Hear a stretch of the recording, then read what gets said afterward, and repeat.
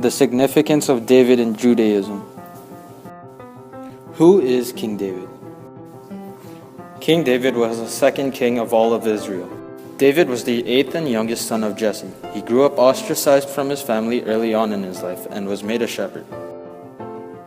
However, because his flock was the farthest, he spent most of his time developing a deeper bond with God. He was prophesied to become king when the prophet Samuel was told to anoint one of the sons of Jesse. David's rise to king. David's rise to becoming king begins with his battle against the Philistine giant Goliath.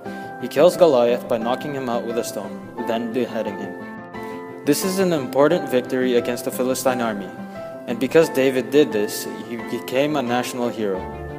Becoming a national hero made his popularity skyrocket. He even managed to grab the attention of the king's daughter, who he ends up marrying.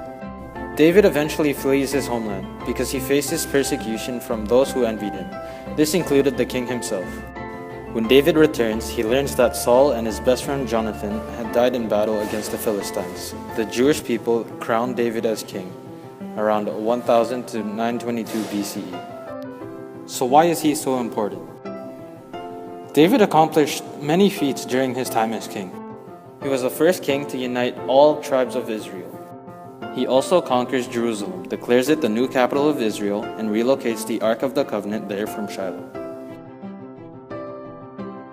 David never forgot about his deep connection with God and decided to build a temple to worship him. However, because he was a warrior, he could not build a place of peace and tranquility. As a king, David was still a victim of envy. He was revolted against by his son Absalom and again by Sheba, son of Bichri. David also wrote the Book of Psalms during his time as king. He was an accomplished singer, dancer, and musician. To the Jewish people, David was a successful scholar, warrior, and king. His reign ended after nearly 40 years as king.